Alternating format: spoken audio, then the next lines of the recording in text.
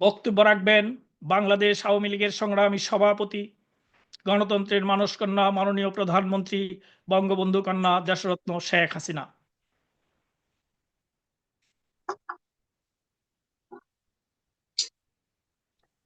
আমি এই দায় মুক্তি অনুষ্ঠানে যারা যুক্ত রয়েছেন, আমি বিশেষ করে যারা স্বজন হারিয়েছেন এবং যে নির্মমতা কাহিনী আমরা শুনলাম, আমি সকলের প্রতি আমার সহমর্মিতা জানাই এবং যারা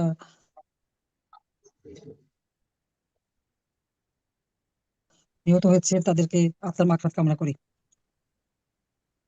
এই 2024 সালের আগস্ট মাস পর্যন্ত আওয়ামী লীগ সরকার ক্ষমতায় ছিল। মানুষের জীবন নিরাপত্তা ছিল, মানুষ শান্তিতে থাকতে পারতো, নিরাপদে চলতে পারতো, অন্তত সেইটুকু আমরা করতে পেরেছিলাম। অন্ন, বস্ত্র, বাসস্থান, চিকিৎসা, শিক্ষার ব্যবস্থা করে বাংলাদেশ একটা শান্তিপূর্ণ, অসাম্প্রদায়িক চেতনায় সৌহার্দ্যপূর্ণ ভাবে বাংলাদেশটা এগিয়ে যাচ্ছিল। মনে হলো বাংলাদেশের মানুষের এই শান্তি বা এগুলি বোধহয় অনেকের পছন্দ হয় না। গভীর এক চক্রান্তের মধ্য দিয়ে এমন একটা অবস্থার সৃষ্টি করে যে আজকে একজন ক্ষমতা দখল করে আছে সম্পূর্ণ অবৈধভাবে, যার কোনো জনগণের ম্যান্ডেট নেই, সাংবিধানিক কোনো ভিত্তি নেই। সেই সুদখোর, খুনি, জঙ্গি ইনুস ক্ষমতা দখল করেছে জবরদস্তি করে। আমাকে আর রেহানাকে তো মেরে ফেলারই তাদের প্ল্যান ছিল। 15ই আগস্ট বাবা মা ভাই সব হারিয়েছি, এমনকি 32 নম্বরের বাড়িটা পর্যন্ত তারা, যে স্মৃতিটুকু নিয়ে আমরা বেঁচেছিলাম, সেটাও ধ্বংস করে দিয়েছে। অথচ সেই বাড়িটা আমরা জনগণকে দান করে দিই। যা হোক, আল্লাহ যেভাবে হোক আমাকে বাঁচিয়ে রেখেছেন। কিন্তু দেশের যে অবস্থা আমি দেখছি, এটা সত্যি ভয়াবহ। আমি শুধু এই জানুয়ারি মাসের একটা হিসাব দিচ্ছি। জানুয়ারি মাসে হত্যাকাণ্ড ঘটেছে প্রায় 214টা, তার মধ্যে চুরি হয়েছে 171টা, ডাকাতি সেটাও 100-র কাছাকাছি, অপহরণ 105টা, আর নারী এবং শিশুকে নির্যাতন, ধর্ষণ প্রায় 1440টির মতো ঘটনা ঘটেছে। এখানে কি সরকার আছে? সেটাই প্রশ্ন। সরকারের কাজ হলো শুধু অর্থ সম্পদ লুট করা আর আওয়ামী লীগকে হত্যা করা। পিটিয়ে পিটিয়ে আমার নেতা কর্মীদের হত্যা করেছে, পুলিশ হত্যা করেছে, এবং তাদের হাত থেকে সাংবাদিক, সাংস্কৃতিক কর্মী বা সংখ্যালঘু সম্প্রদায়কেও রেহাই পায়নি। সেভাবে তারা পিটিয়ে পিটিয়ে হত্যা করেছে। আওয়ামী লীগের সহযোগী সংগঠনের নেতা কর্মীদের উপরে অত্যাচার, নির্যাতন। আমাদের যারা নির্বাচিত প্রতিনিধি, এক কলমের খোঁচায় তাদেরকে ক্ষমতার থেকে বের করে দিয়েছে। এখন বের করে দিয়ে এখন আবার দেখলাম আজকে নতুন দল করবে। আবার এই নতুন দল করার জন্য আবার আওয়ামী লীগের লোকদের কাছে ধর্ণা দিচ্ছে। শুধু ধর্ণা দিচ্ছে না, দলে আসার জন্য আবার ভয় ভীতিও দেখায়। দলে না আসলে ঘরবাড়ি পোড়াবে, ভাঙবে, অত্যাচার করবে, মিথ্যা মামলা দেবে। আর মামলা তো হাজার হাজার, প্রায় 20-25 হাজার মামলা। এই ফেব্রুয়ারি মাসেই তো আমাদের প্রায় 20 থেকে 25 হাজার নেতা কর্মীকে গ্রেপ্তার করেছে, 5 লক্ষের উপর আসামি। এইরকম একটা অত্যাচার, নির্যাতনের আর একটা দুর্বিষহ অবস্থা, এটা সত্যি কল্পনা করা যায় না। অথচ এই সুৎখোর ইউনূস ক্ষমতায় আসার জন্য এবং ক্ষমতায় টিকে থাকার জন্য আজকে সারা বাংলাদেশটাকেই একটা, মনে হয় যেন কয়েদখানা বানিয়েছে। তারা আয়না ঘর খুঁজে বেড়ায়, এখন গোটা বাংলাদেশে তো আয়না ঘর।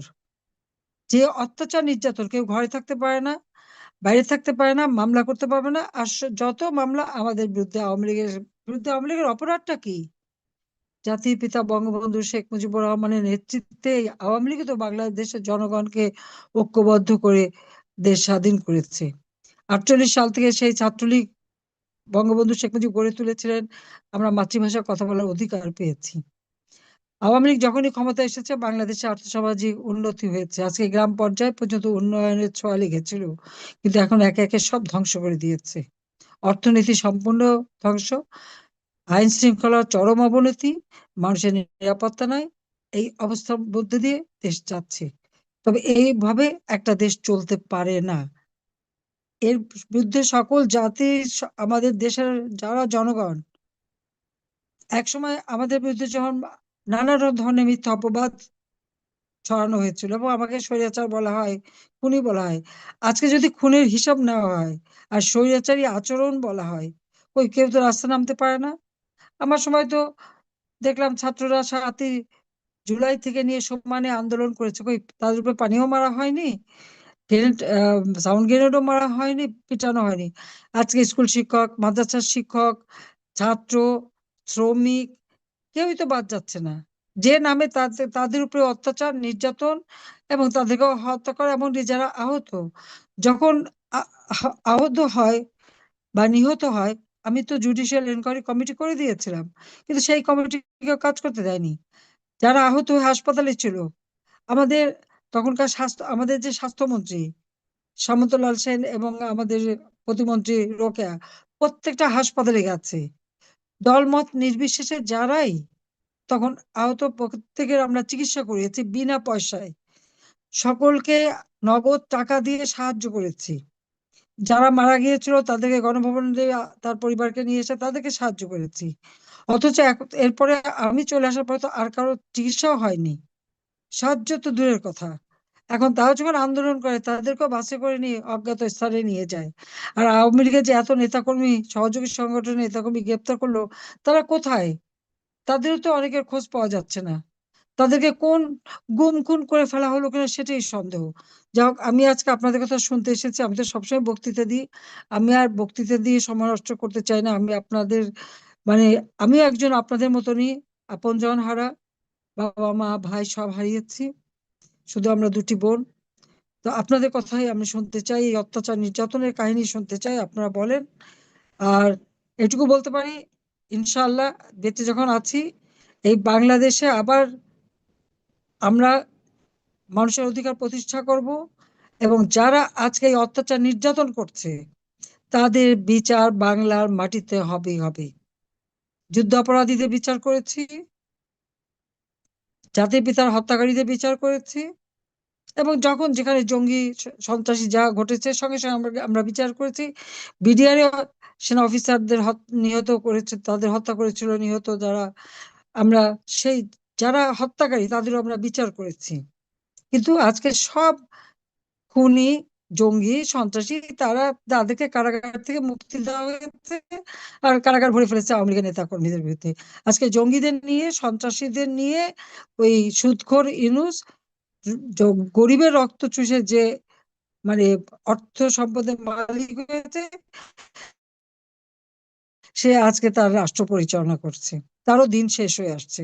কাজে আমি এইটুকু বলবো যে সবাই ধৈর্য ধরেন, ইনশাল্লাহ পরিবর্তন আসবেই। জয় বাংলা, জয় বঙ্গবন্ধু, বাংলাদেশ চিরজীবী হোক। আহ, প্রিয় নেত্রী, আপনাকে ধন্যবাদ। প্রিয় দর্শক, আমরা শুনবো ইনুসগঞ্জের নির্মম অত্যাচার ও হত্যাকাণ্ডের শিকার বঙ্গবন্ধুর আদর্শের সৈনিকদের পরিবারের সদস্যদের কথা। শুরুতেই কথা বলবেন বরিশালের শহীদ গাজী নইমুল হোসেন লিটুর সহধর্মিণী নাজমা আক্তার। আপা বলুন। আসসালামু আলাইকুম। কেমন আছেন আপা? আছি মা, ভালো। তোমরা জিজ্ঞেস করবো কিভাবে হেল্প, বলতে পারি যে তোমাদের ব্যথা কষ্ট আমি বুঝি, আপনার শরীর তবে এর বিকল্প আমি এভাবে আপনার সাথে কথা বলবো তা আমি কখনো কল্পনাও করতে পারিনি আম্মা। 2024 জুলাই জ্বালা পোড়াও আন্দোলনে আমার স্বামী আহত হয়, গুরুতর আহত হয়। তার পায়ে ইট দিয়ে মেরে সেচ দেওয়া হয়। তারপর তাকে হসপিটালে নেওয়া হয়। সেলাই করে নিয়ে ডাক্তার ওনাকে বললো যে আপনি রেস্টে থাকেন। উনি আর বেড রেস্টে থাকেনি, উনি তারপর দিন থেকেই আবার সেই রাজপথে নেমে গেল। তারপর থেকেই শুরু হয় আমাদের নানান ধরনের অত্যাচার, অমানসিক। 4ই আগস্ট আওয়ামী লীগের এক মিছিলে আমাদের সভাপতি, ওয়ার্ড সভাপতি টুটুল চৌধুরী নিহত, তাকে নির্মমভাবে কুপিয়ে হত্যা করে মেরে ফেলে। তারপর 5ই আগস্ট আমার স্বামী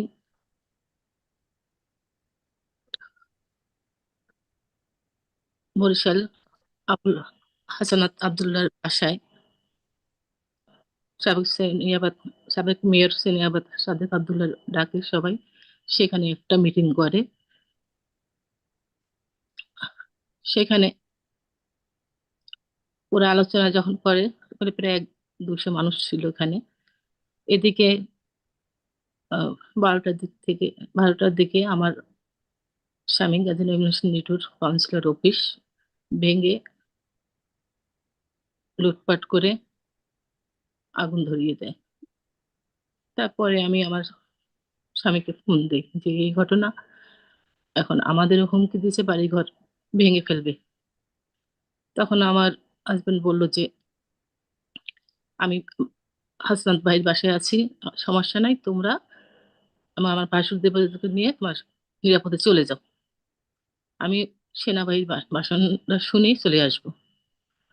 তারপর সে আসে না, এদিক দিয়ে আমরা তো সবাই আতঙ্কে, বিভিন্ন ধরনের আতঙ্কে, ভাইরা, শ্বশুরবাড়ির মানুষের সবাই আমরা যে যার মতো সরে গেছি। তারপর 2:45 আমি আমার স্বামীকে ফোন দিই যে তুমি আসো, বাসায় আসো। তো বলতো এই যে কিছুক্ষণ পরেই আসবো, বাসনটা শুনেই আসি। এই লাস্ট কথাই আমার তার সাথে 2:45 হয়। তারপর থেকে আর কোনো তার সাথে আমার যোগাযোগ হয়নি।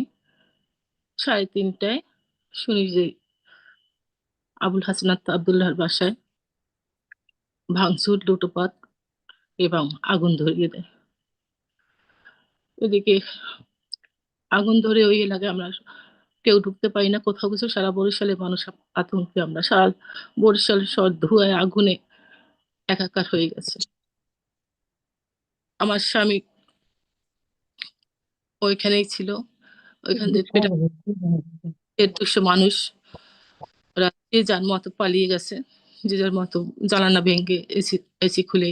ওইখানে সাবেক মেয়র সেনিয়াবাদ সাদেক আবদুল্লাহ, তার মিসেস ছিলেন, তার ছেলে ছিলেন, তারাও জানলা ভেঙে বের হয়ে যায়, পালিয়ে যায়। কেউ নারকেল গাছ আহ, বেয়ে পালিয়ে যায়। সবাই পালিয়ে যেতে পারছিল, কিন্তু আমার স্বামী, সে আর পালিয়ে যেতে পারেনি।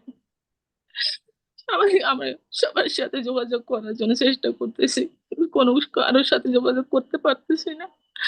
এরকম অবস্থায় রাত 10টার দিকে ফায়ার ব্রিগেড এসে, তারপরে আমরা জানি যে এখানে 3টা লাশ পড়ে আছে। একটা পাও নেই, কোপাইয়া তাকে করছে, আর একজনে তাকে পিঠে কোপাইয়া আগুনে পুড়েছে, আর একজন, 3জনকে এরকম মেরে, পিটিয়ে মেরে পা হাত কেটে নিয়ে তার আগুনে ফেলে দিয়েছে। সেই রাত্রে ওই লাশের শনাক্ত হয় যে এখানে আবুল হাসনাত আবদুল্লাহর বাসার কেয়ারটেকার নুরু, ওনাকে মারপিট করে পুড়িয়ে দেয়। আর এক যুবলীগের সদস্য মহিন, তাকেও পিটিয়ে মারে। আর একজন ছিল সুশান্ত নামে। কিন্তু এই এটা শোনার পরে আমরা তো ভেবেছি যে হয়তো আমার স্বামীও পালিয়ে গেছে ওদের সাথে, সবার সাথে। তাই আমি এক নেত্রী ওইখানে, আমাদের আওয়ামী লীগের এক নেত্রী, সে আমাকে বলতেছে যে ভাবি, আমি তাকে ফোন দিয়েছি যে ভাবি এই ঘটনা, আপনার ভাইয়ের কি খবর। তাকে তখন সে বলল যে লিটু ভাইকে আমি যতটুকু দেখছি, লিটু ভাই আমাদের 30-35টা মেয়ে মহিলা, আমরা আমাদেরকে দোতলায় উঠিয়ে বলছে যে আপনারা সে আলমারি টেনে দরজা আটকিয়ে দেন, তাহলে তো ওরা দরজা খুলতে পারবে না। হ্যাঁ, তারপর ওরা ঢুকে নাকি, তখন ওই মুহূর্তে ওই ওই নেত্রী সে দেখছে যে আমার স্বামী সে বারান্দায় উকি দিয়েছে। এরপরে ওরা ঢুকে, ওরা আলমারি টেনে দরজা আটকে দিয়েছে। এরপরে তো ধোঁয়ায় ধোঁয়ায় কেউ কিছু দেখতে পায় না, কোনো শব্দ নাই, বাচ্চা গেছে ওই দিনটা ওটুকু শুনছি। তারপর তো যখন শুনলাম যে লাশ শনাক্ত হয়েছে, তাহলে তো হয়তো আমাদের স্বামী এখানে নাই। এই জন্য কোন রকম 5 তারিখ রাত্রটা আমাদের গেছে ভয়, খুব ভয়ে আতঙ্কে আমরা 5 তারিখ রাত্রটা শেষ করছি। 6 তারিখ সবার কাছে খোঁজাখুঁজি করতেছি যে আমার স্বামীর খবর কি, কোথাও কোনো খবর পাইনি। আমার ছেলে, সে লন্ডনে থাকে। সে ফোন দিয়েছে, আম্মু, বাবার কোনো খবর পেয়েছো? আমি ওকে বলি, "মা, তুমি কোনো খবর পেয়েছো? তোমাকে কোনো ফোন দিয়েছে?" কয়, "না মা, আমাকে কোনো ফোন দিয়ে নাই।" তারপরে 5 6 তারিখ চলে গেল, 7 তারিখ, 8 তারিখ, 9 তারিখ ভোরবেলা। এর ভিতর তো নানান ধরনের আমাদের পুরা বাসা বাড়ি হুমকি, অনেক কিছুই চলতেছিল। আমার স্বামী, সে চারবার সে ছাত্র জীবন থেকে এই আওয়ামী লীগ রাজনীতির সাথে জড়িত ছিল। আমার শ্বশুর অধ্যক্ষ হোসেন আলী, সে বাসা সৈনিক ছিল।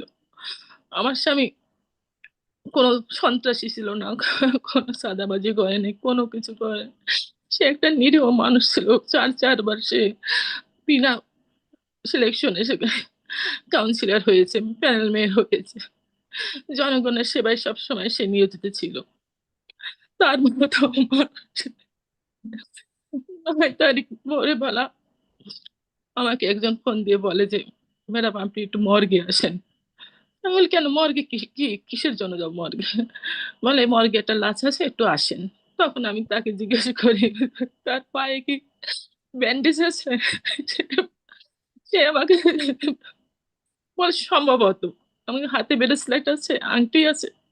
মানে সে চাপি, মানে আস্তে আস্তে বলে, দেখতে হবে, আসেন আপনি। এটা শুনে আমি সঙ্গে সঙ্গে খালি পেয়ে দৌড়ে আমি মেডিকেল হাসপাতাল মর্গে চলে যাই। এদিক থেকে আমার ভাইরা, আমার শ্বশুর বাড়ির মানুষ সবাইকে খবর দিই। তারপর হিমঘরে দিয়ে যখন আমার স্বামীর লাশটা বের করে, আমি প্রথমে তার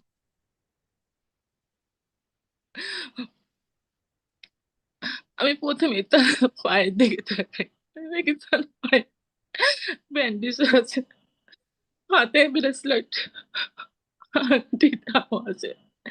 তারপর তার মুখের দিকে আমি তাকাই, মুখের দিকে তাকানোর সময় দেখি তার নাকে মেরে নাক ভেঙে দিয়েছে, এবার নাকের পাশ থেকে রক্ত। তাক তাকে মুখে মেরে তার দাঁত, সামনের দাঁত ভেঙে দিয়েছে। পুড়ে মুখ, হাত পা সব কালো হয়ে গেছে। তার ঘাড়ে একটা কোপের দাগ। তখন আমার ভাই তার পকেটে হাত দেয়, পকেটে হাত দিয়ে তার ফোন বের করে। পকেটে তার আইফোন ছিল, সেটা বের করার সঙ্গে সঙ্গে ফোনটা অন হয়ে যায়। অন হয়ে যায়। তারপর তার আংটি, তারপর চশমা, তার সবকিছুই ঠিক অবস্থা অবস্থায় আসলো। তার চুলটা পড়ে নাই, তার মুখটা একটু করে দিছে, হাত পা করে দিছে, কিন্তু তার চুল ভুরু এগুলো পড়ে নাই। কান্দো না বোন, কান্দো না, ধৈর্য ধরো, আল্লাহরে ডাকো।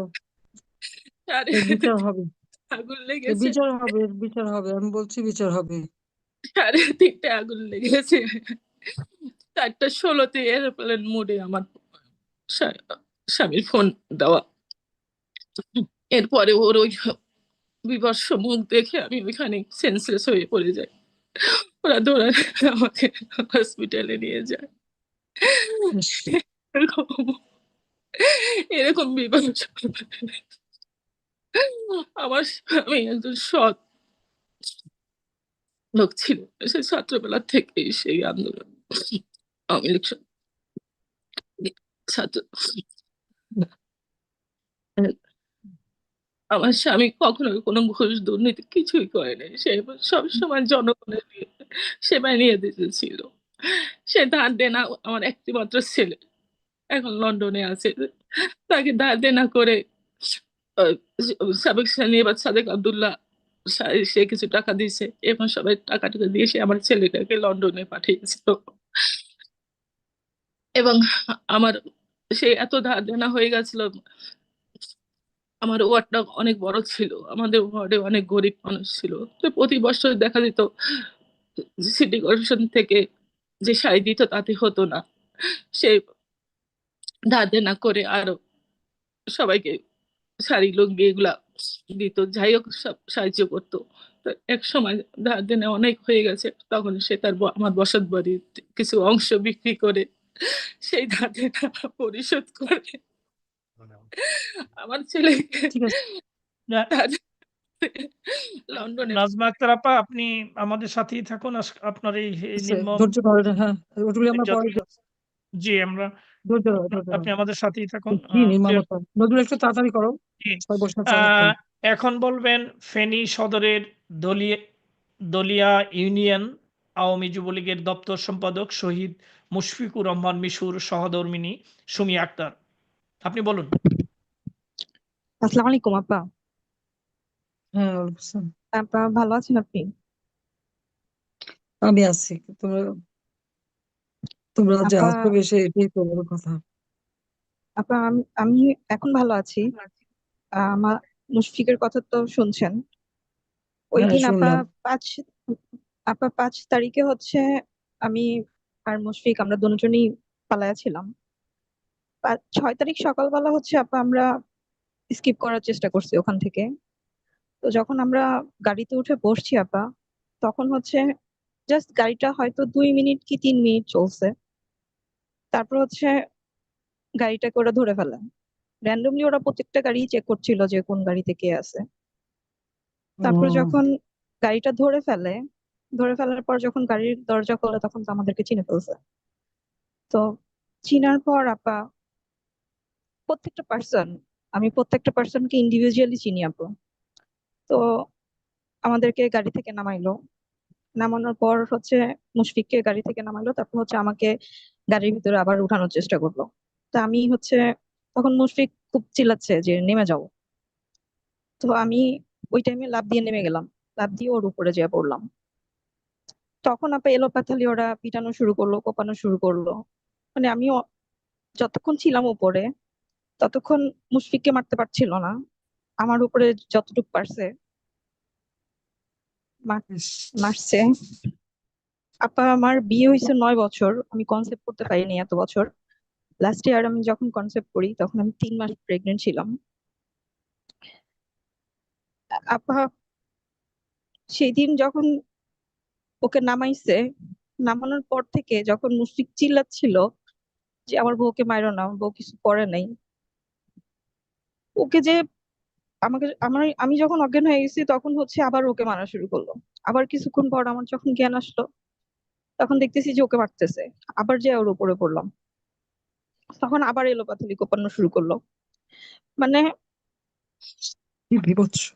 ওখানে যতগুলো পার্সন ছিল, মানুষজন আপনার নামাজ পড়ে বের হইছে, প্রত্যেকটা পার্সনই আমাদেরকে চিনে। আমি যেহেতু ইউনিয়ন পরিষদে জব করতাম, মুশফিক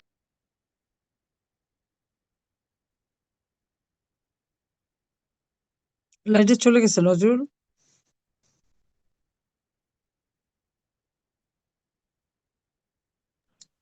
তিনি মনে হয় ডিসকানেক্ট হয়েছেন, যদি আবার উনি আসুক। এখন আমরা যাচ্ছি ফেনী সদরের সসদি ইউনিয়ন আওয়ামী যুবলীগ নেতা শহীদ পেয়ার আহমেদের ছোট ভাই মোহাম্মদ মোশাররফ হোসেনের কাছে। মোশাররফ হোসেন, আপনি বলুন।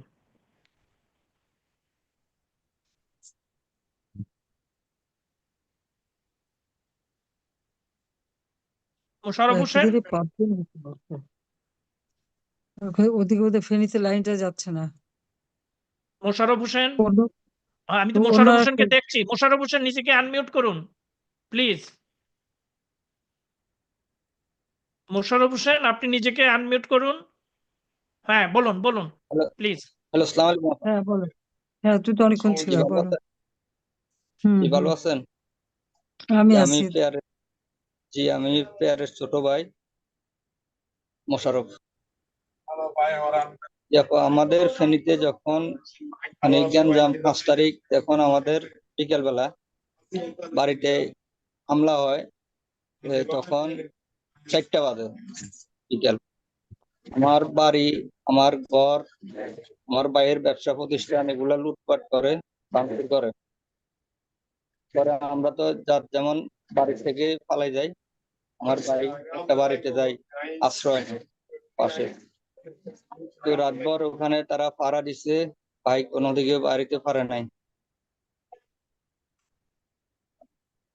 পরে সকাল 11টায় তাকে পুরা লোকজন ঘিরে ফেলে। তার বড় ছেলেটা তার সাথে ছিল। তারপরে মারধর করে, তখন মানে এলোপাতাড়ি মানে কোপ দেয় ধারালো অস্ত্র দিয়ে। ভাইয়ের চোখ দুটা একেবারে উপড়ে ফেলে, গালের পানি চাইছে, মানে কোপ দিয়ে এটা আলেক করিয়ে লেছে। মানে পানি চাইছে, যে আমার ভাই বলছে যে আমাকে পানি দাও। পানিটাও কিন্তু দেয় নাই। তখন তার ছেলে কয়েকটা কোপ খাই, একটা যে পাশে বাথরুম ছিল ওখানে যাই, মানে গ্রামের ওখানে বাথরুমের পিছনে যায় পালাই রয়েছে।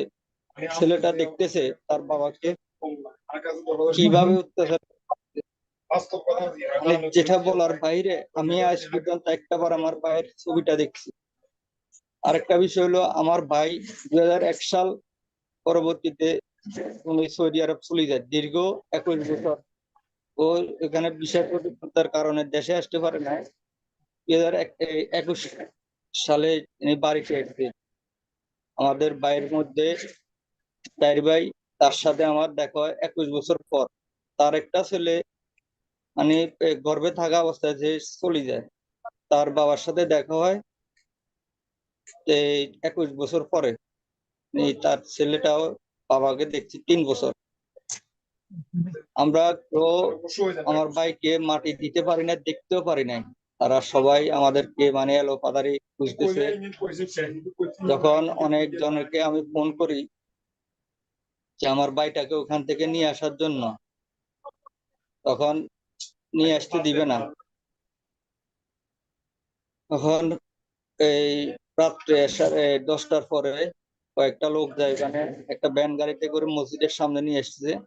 তখন ওখানে দিবে না, মসজিদের সামনে রাখতে দিবে না, ভ্যান গাড়িতে রাখছে।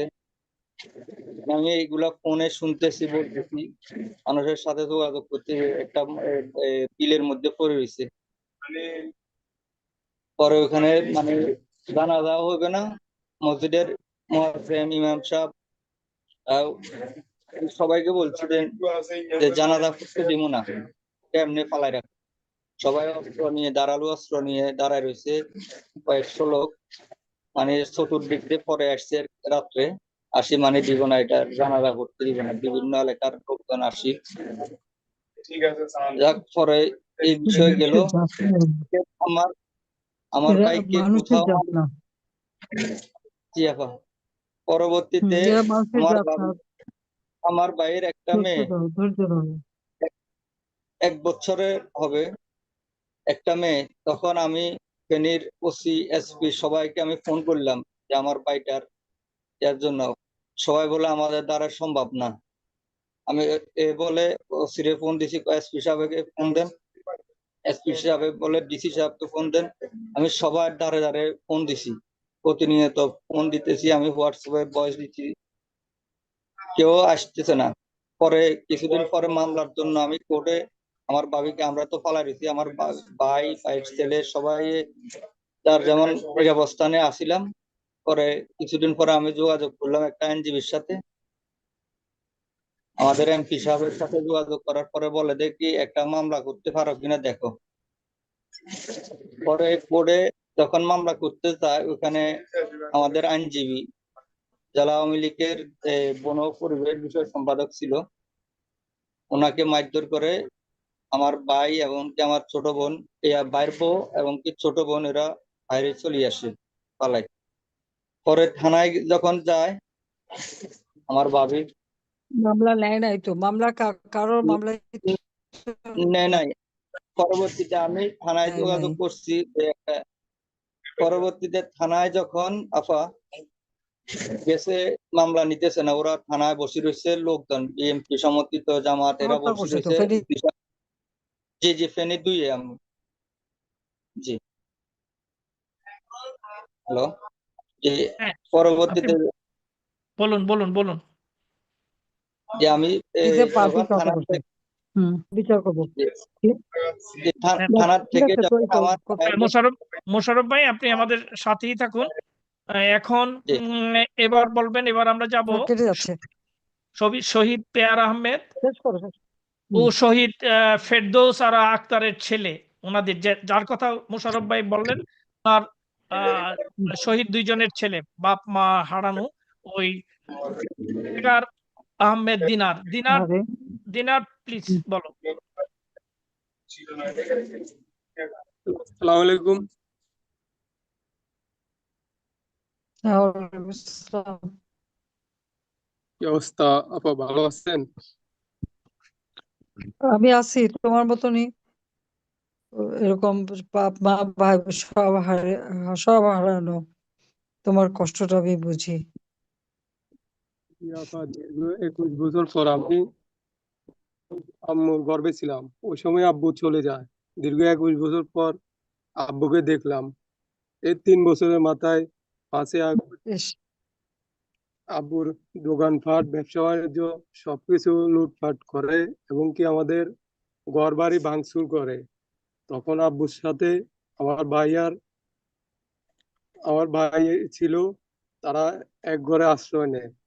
ওখান থেকে 6 আগস্ট 11টার দিকে তারা আব্বুকে নির্মম ভাবে কুপিয়ে হত্যা করে।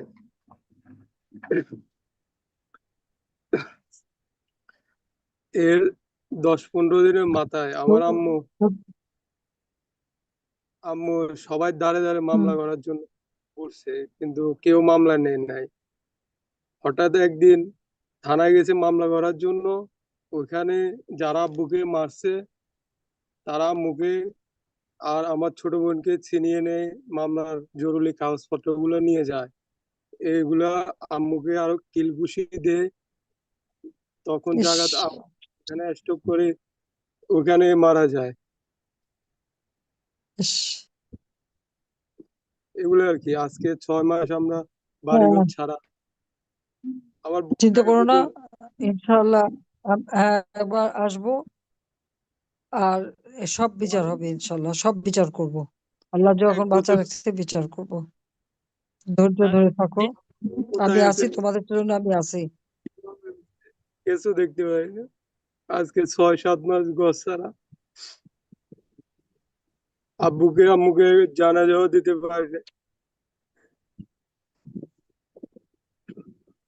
এটা আপনাদের শহীদের কাছে মৃত্যু, একটাই আশা, চিন্তা করো না। আমার আম্মু আব্বুর খুনিদের বিচার চাই। এটাই আপনার কাছে কামনা করি, আর কিছু না। তোমার আব্বু আম্মু শহীদ মৃত্যু হয়েছে, আল্লাহ তাদের বেহেশতে নসিব করুক, এটা আমরা দোয়া করি। ঠিক আছে নজরুল, দিনার তুমি অনেকক্ষণ থাকো আমাদের সাথে।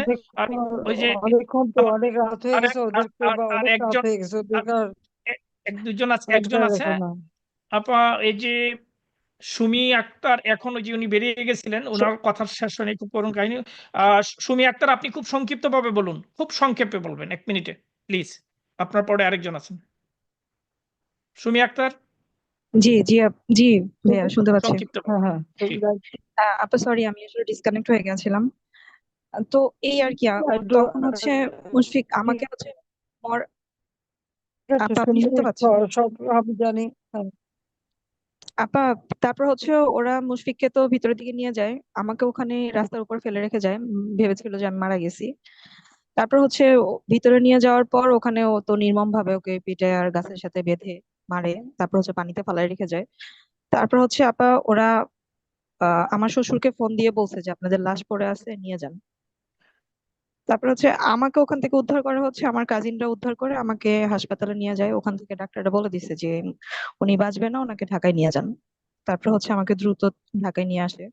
তারপর হচ্ছে আমার 4-5 দিন কোনো হুঁশ ছিল না, জ্ঞান ছিল না আমার। আপা এখন পর্যন্ত আমি মুশফিকের কবরটাও দেখতে পারি নাই। আমি ফেনীতে যেতে পারছি না, ওরা আমাকে খুঁজতেছে, ওরা নাকি আমাকে মেরে ফেলবে, একমাত্র আই উইটনেস আমি। এই জন্য এর মধ্যে হচ্ছে আমাদের আহ যার কথা না বললেই নয়, আমাদের ফেনী 2 আসনের এমপি নিজামুদ্দিন হাজারী, উনি কয়েকবারই খবর নিছে আমার। আপা আমি জাস্ট এটার বিচার চাই। আমি না আজকে এতদিন পরে বুঝতে পারছি যে আপনি যে স্বজন হারিয়েছেন, এই স্বজন হারানোর বেদনাটা যে কতটুকু আমি এখন অবশ্যই বুঝতেছি। বিচার হবে, তুমি বিচার হবে, আমার শোনো শোনো, আপা ধৈর্য আপা ধরো, আমার বিচার বাবা করবো, নাই। বিচার জি করবো, আপা। বিচার করবো, আমি আপা বেঁচে আছি তো, বিচার করবো ইনশাল্লাহ। আপা জানেন আমার বাবা নাই, আমার শুধু মা আছে, আমার কোনো ভাই বোনও নাই। আমার যদি মাটা না থাকতো, আমি যে কোথায় যায় দাঁড়াইতাম, কি করতাম আমি চাই না। আমার যে কি হইতো। আমি আমি জানি, সেই আমি বুঝি। এই কলেজ থেকে মানে ছাত্র রাজনীতির সাথে জড়িত, আপনি শুনেছেন কিনা আমি জানি না। মুক্তাপু, রিমাপু, ওদের সাথে আমি রাজনীতি করেছি, হুম আপনাদের কেন্দ্রীয় কমিটির ওরা। হুম। আমি শ্বশুরবাড়ি ফেনী বিধায় ওখানে যে থাকতে আমি হয়েছে, জানি, ওখানে আমাকে বলছে। রাজনীতিতে জড়াইছি। আপা মানে আমি জাস্ট মুশফিকের বিচার চাই, আর কিছু না। আমি জাস্ট মুশফিকের বিচার চাই, জি। আমি যেন বিচারটা হ্যাঁ, দেখতে পারি। বিচার আর হবে, ঠিক আছে, সুমি বিচার আক্তার, হবে, বিচার হবে। নজরুল শেষ করো সুমি আক্তার, তাড়াতাড়ি, আপনি অনেক আমাদের রাত সাথেই তো থাকুন। তোমাদের। এই সব শেষে এবার কথা বলবেন মৌলভীবাজারের কাদিপুর ইউনিয়ন আওয়ামী লীগ নেতা শহীদ ইশতিয়াক আহমেদ বুরহানের বড় ভাই, মৌলভীবাজারের কুলাউড়া উপজেলা পরিষদের সাবেক চেয়ারম্যান ও কুলাউড়া উপজেলা আওয়ামী লীগের সহসভাপতি শফি আহমেদ সলমান। আপনি বলুন। আসসালামু আলাইকুম আপা। হ্যাঁ, ওয়ালাইকুম আসসালাম। আপা, আমি শফি আহমেদ সলমান, কুলাউড়া উপজেলা আওয়ামী লীগের প্রথম সহসভাপতি এবং উপজেলা পরিষদের সাবেক চেয়ারম্যান। আমি 27 নভেম্বর 2023-এ পদত্যাগ করে জাতীয় সংসদ নির্বাচনে নাদেল সাহেবের সাথে প্রতিদ্বন্দ্বিতা করি। আমি আপনাদের প্রেসিডিয়াম সদস্য সৈয়দা জেবুন্নেসা হকের আপন বোনের ছেলে। আপা, আমার বুক ফেটে চোখচির হয়ে যাচ্ছে। আমি একাধারে 20 বছর ইউনিয়ন পরিষদের চেয়ারম্যান ছিলাম। আমার 2 ভাই, বড় ভাইও চেয়ারম্যান ছিলেন, মারা গেছেন। ছোট ভাই চেয়ারম্যান, তাকে কি পরিমাণ নির্মম নির্যাতন করছে এগুলো এই যে বিএনপি জামাতের ক্যাডাররা বাসা থেকে ধরে নিয়ে আগস্টের 9 তারিখ রাত্রে সে পালিয়েছিল, কিন্তু ওই জায়গা থেকে ধরে এনে মারছে। রাত্রে 15 লক্ষ টাকা মুক্তিপণ দাবি করে পরে আমরা দূর থেকে বিভিন্ন ভাবে ধার কর্জ করে 12 লক্ষ টাকা দিয়ে তাকে উদ্ধার করি। আমরা ভাবছিলাম হয়তো আমাদের বিপদ চলে গেছে। আর্মির ক্যাপ্টেন মেজর এবং আর্মির মেজর রিয়াদ এবং ক্যাপ্টেন আদনান, এই 2জন সে নেতৃত্ব দিতে, সাথে ছিল জামাত বিএন এবং আর্মির অন্যান্য সদস্যরা। 5 আগস্ট বিকাল বেলা আমার কুলাউড়ার বৃহৎ ব্যবসা প্রতিষ্ঠান মিতালি ফার্মেসি কুলাউড়ায় সরবরাহ করতো। আপা, আমি ব্যাংক থেকে 2.5 কোটি টাকা ঋণ নিয়ে ব্যবসা প্রতিষ্ঠান গড়েছিলাম। ধৈর্য ধরো, একটা ধৈর্য অস্তিত্ব ধরো। রাখে আমার ওই বিল্ডিং এর। এরপর আমরা তো নিশ্চিন্ত দূর দূরান্তে আত্মগোপনে আছি। ওই 5 তারিখে সন্ধ্যার পরে আমার বাসায় হামলা চালিয়ে ভাঙচুর করে আমরা, তারপরে আমরা আমাদের মনের মধ্যে একটা সান্ত্বনা দিছিলাম যে সম্পদ গেছে যাক, নিজেরা তো ওরও বেঁচে আছি। 21 আগস্ট রাত 8:30 ঘটিকার সময় আমার ভাই ইশতিয়াক আহমেদ বুরহানকে হঠাৎ করে এসে তার ব্যবসা প্রতিষ্ঠান আদিল ডিপার্টমেন্টের স্টোর থেকে ধরে আর্মির সাথে ওই বিএনপি জামাতের ক্যাডাররা, নাম আমি এখানে অভিযোগে দিছি আপা, নিয়ে চোখ হাত বেঁধে নিয়ে যায়। নিয়ে গিয়ে আমাদের ওই ভাঙ্গা বাসার মধ্যে ওইখানে এমন ভাবে মারপিট করে আমার ভাইয়ের চিৎকারে পুরো মহল্লার লোকজন জেগে উঠে এবং কান্নাকাটি শুরু করে ওইখানে আর্মি নিয়ে যায়। রাত্রে 2টার সময় আমাদেরকে জানান দেয়, অর্থাৎ আমার ভাইয়ের বউকে বলে যে 25 লক্ষ টাকা দিলে ওকে পাবেন, নতুবা সকালবেলা লাশ নিয়েন। আমরা শোনার পরে 25 লক্ষ টাকা আমরা 1 ঘন্টার ভিতর পৌঁছে দেবো আপা, আমরা টাকা দিতে পারি নাই। আমার ভাইয়ের শরীরের কোনো অস্তিত্ব ছিল না। অপরাধ একটাই, জ্ঞান বিশ্বাস মতো অন্য কোনো অপরাধ করি নাই আপা। অপরাধ একটাই, আমরা আওয়ামী লীগের নিবেদিত প্রাণ ছিলাম। আমি কুলাউড়া উপজেলা আওয়ামী লীগের প্রথম সহসভাপতি, এর আগে জয়েন্ট সেক্রেটারি ছিলাম। আবার যে কথাটুকু বলতে চাই, আমার ভাইকে মন নির্যাতন করছে, পরে নিয়ে কুলাউড়া পরের দিন সকাল 10:30 থেকে 11টার মধ্যে থানায় নিয়ে মাটিতে ফেলে চলে আসে। তখন ওসি ছিলেন উনি ওই আগের পুরাতন ওসি আলী আলী আলী মাহমুদ সাহেব। নিয়ে মাটিতে ফেলার পর উনি বললেন আমি কি করব, ওই বলা কোনো পিটুনিতে মারা গেছে। ওসি সাহেব আমার ভাইকে সেখান থেকে তুলে হাসপাতাল নিয়ে যায়। ডাক্তাররা দেখে বলে আশা নেই, তড়িৎ গতিতে সিলেট পাঠিয়ে দেখতে পারেন। অ্যাম্বুলেন্স নিয়ে তাৎক্ষণিকভাবে সিলেট উসমানী মেডিকেল কলেজে পাঠাই। ওইখানে চিকিৎসা দেওয়ার পর ডাক্তার বলতে কিডনি নেই, পেট ফুলে গেছে, দুটো কিডনি নষ্ট হয়ে গেছে, ফুসফুস লিভার সেগুলো লিভার ফুসফুসের অস্তিত্ব নাই। আমার ভাইকে সেখান থেকে আমরা মাউন্টেন ওরা হসপিটালে আনি। আইসিইউতে বিশেষজ্ঞ দিয়ে চিকিৎসা করাই কোনো কাজ হয় নাই। ইবনে সিনাতে নেই, ওইখানে বিশেষজ্ঞ চিকিৎসকের চেষ্টা করি, তাও হয় নাই। ওনারা আমার কথা প্রকাশ করে ঢাকা ফারাবি স্পেশালাইজড হসপিটালে নিয়ে যাই। ওইখান থেকে বিভিন্ন ভাবে টাকার ওই জন্য, হ্যাঁ। আইসিইউতে রেখে চিকিৎসা করি। আপা আমার ভাইকে বাঁচাতে পারি নাই।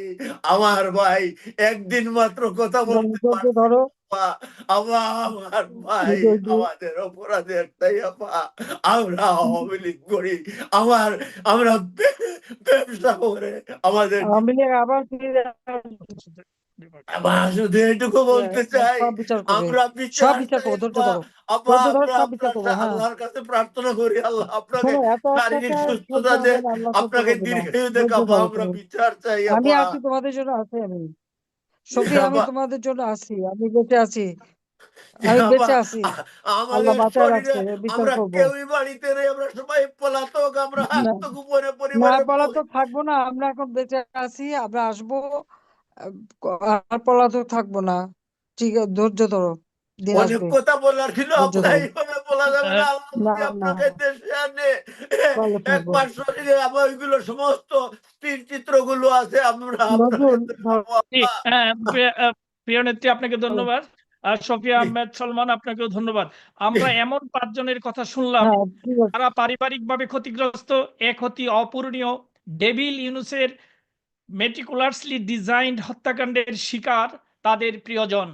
আওয়ামী লীগের নেতাকর্মী, পুলিশ, ধর্মীয় ও ক্ষুদ্র জাতিগোষ্ঠীর মানুষের উপর সংগঠিত অপরাধের বিচার তো একদিন হবেই। সেই দিন কিন্তু খুব বেশি দূরে নেই। আমরা আশাবাদী হতে চাই, আশার কথা শুনতে চাই আমাদের প্রিয় নেত্রীর কাছ থেকে। প্রিয় দর্শক এবং আজকের পর্বে অংশগ্রহণকারী, আপনাদের সঙ্গে এখন কথা বলবেন নির্যাতিত, নিপীড়িত, তো শোষিত, আমি এটা বঞ্চিত দেখবো। মানুষের শেষ করো, তুমি অধিকার শেষ করো। প্রতিষ্ঠার বলিষ্ঠ কণ্ঠস্বর আমাদের বাংলাদেশ বকু করে আওয়ামী মারছি। লীগের সম্মানিত সভাপতি, আমাদের প্রাণপ্রিয় নেত্রী বঙ্গবন্ধু কন্যা জননেত্রী শেখ হাসিনা। আমি এটুকুই খালি বলবো যে এই যে মর্মান্তিক ঘটনাগুলি, এগুলি কি কেউ চোখে দেখে না? এগুলি কি অপরাধ না? তারপরেও আমরা নাকি স্বৈরাচার। তখন স্বৈরাচারের চরম কে? ওই সুদখোর ইউনূস ক্ষমতা আসার জন্য জঙ্গিদের ছেড়ে দিয়ে আর এইভাবে মানুষের উপর অত্যাচার করছে। ইনশাল্লাহ ওর বিচার একদিন হবে। আমি আসছি, বিচার হবে, বিচার করবই করব, এটা আল্লাহর হুকুম আছে।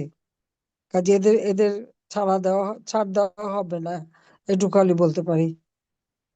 আর তোমাকে ধন্যবাদ জানাই নজরুল, যে তুমি এই আয়োজনটা করেছো বলেই হয়তো আজকে সারা বাংলাদেশের মানুষ জানতে পারছে যে এরা কিভাবে নির্যাতন করেছে, কিভাবে অত্যাচার করেছে এবং করে যাচ্ছে, এখন সে অত্যাচার করে যাচ্ছে। তো আর তাদের যারা এই ধরনের খুন খারাপি করছে তাদের আবার দায় মুক্তি দেওয়া হয়েছে।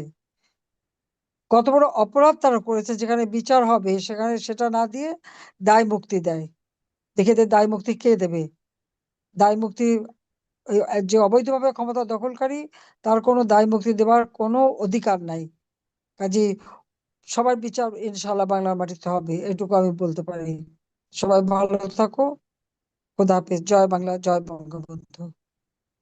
প্রিয় নেত্রী আপনাকে অসংখ্য ধন্যবাদ ও কৃতজ্ঞতা। আজ শেষে উচ্চারণ করি কবি শঙ্খ ঘোষের কবিতা থেকে, চোখের সামনে দুকলে মানুষ উড়িয়ে দেবে টিয়া, তুমি বললে বিপ্লব আর আমি প্রতিক্রিয়া। দ্বিজেন্দ্রলাল রায়ের গানের কথায় ডেভিল ইউনুস গঙের উদ্দেশ্যে আমাদের বলা, হেসে নাও এ দুদিন বইতু নয়, কার কি জানি কখন সন্দেহ হয়। প্রিয় দর্শক, আজ এ পর্যন্তই। জয় বাংলা, জয় বঙ্গবন্ধু, জয় শেখ হাসিনা, বাংলাদেশ চিরজীবী হোক।